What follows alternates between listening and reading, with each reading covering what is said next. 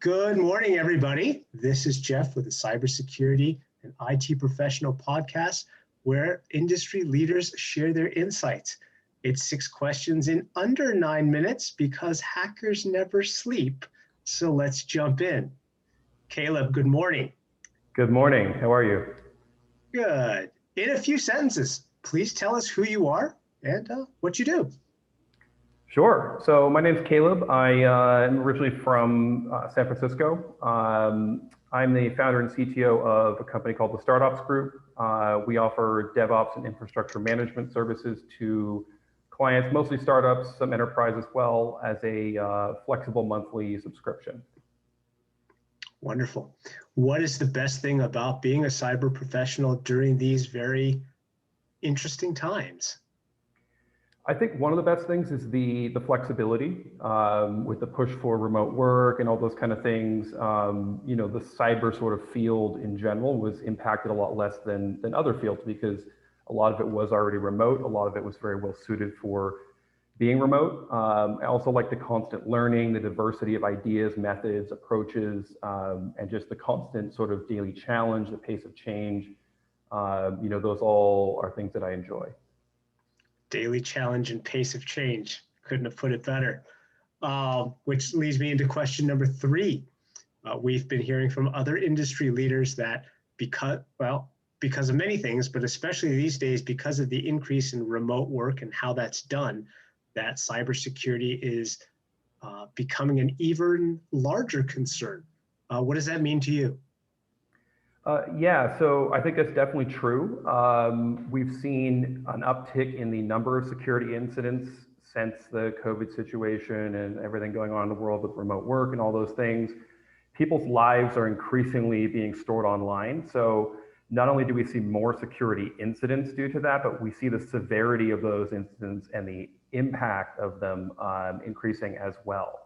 And I think organizational incentives are often aligned such that security is neglected until it's too late. And then you have an incident or something, and it's too late to really mitigate it. So I think we'll be seeing a lot more emphasis in the future as the impact of security breaches is known on preventing security incidents and things like that versus reacting to them after they happen. Yeah, very well put. That we're starting to see that already. I think where we're moving that line in the sand to not reactionary, but what can we do preventatively in front of the moat, further out on the horizon than waiting until somebody's right in front of our door to quote unquote handle it. Precisely. Yeah. Yeah. Wonderful. So question number 4, what insights about increasing organizational agility with DevOps would you care to share with our community?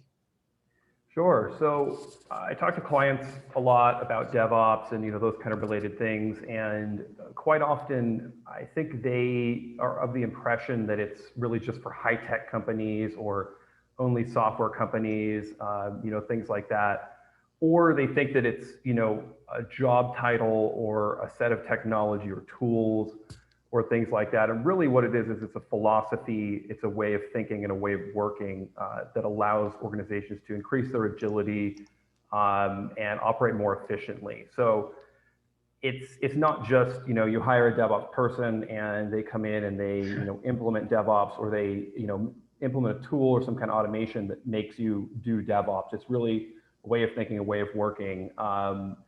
And it's also not something that you have to do all or nothing. You don't have to be all in on DevOps and have some giant initiative and spend a lot of money.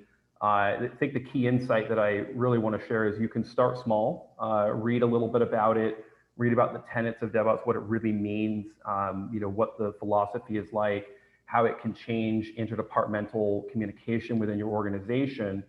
And once you have a good idea of that, you can start to implement little pieces, one by one, measure the impact of those changes. That's one of the key tenets of DevOps, is measuring the impact and looking at what's working, what's not working, and adjusting as you go. So start small, doesn't have to be all or nothing, doesn't have to be expensive or complicated. That's really the key insight I'd like to share. And of course, that it's not just for high tech, it's really for any company that's using IT in any capacity. Very interesting. So one of the takeaways that I'm gathering from that is you're taking the idea of road mapping and going one step further to be able to measure the metrics of the roadmap and make adjustments to be more effective in your roadmap going forward, because it's based on data points and data sets that you gather along the route. Does that sound? Yes, I think we call it feedback loops in sort of the DevOps world, where you're measuring the impact of things, and then you're allowing that to actually change your roadmap going forward. So it's kind of a living roadmap. You're implementing, measuring, making changes based on what's working, what's not working, what the data is telling you, and kind of creating a positive feedback loop where you're able to continuously improve. So we call that continuous improvement. And you can really implement that in any level of an organization, in any department. But the DevOps sort of world specifically focuses on the intersection of development and operations when it comes to IT. Very interesting. Very interesting. Well, excellent. And our final question of the day, and brings a smile to everybody, is what is your favorite piece of retro technology that gives you a smile? Yeah, so I recently heard that gigapets are making a comeback during COVID. I don't know if you remember gigapets, but I had one as a kid. It's a little handheld device, a little like pixelated, little black screen, and basically you have to take care of it. So every so often you have to feed it or clean up after it or things like that. I believe they were made in Japan originally, and then were kind of a craze in the U.S. And I guess it would have been like the late 90s. But apparently during COVID, they're making a comeback. It's comforting for people to have something to, take care of and kind of, feel a sense of ownership or connection with. So I thought that was really fantastic. And that definitely made me smile. Excellent. Excellent. Well, if anybody wants to learn a little bit more about you, Caleb, or your business, what is the best way of getting a hold of you or contacting you? Yeah, best way to contact me or learn a little more would be to go to my website, calebfornari.com. That has links out to the StartOps group company website, but my personal website has a blog on there where I talk about DevOps, things like that. And then also has a contact form if someone wants to get in touch, they can use that to send me an email. Brilliant. Brilliant.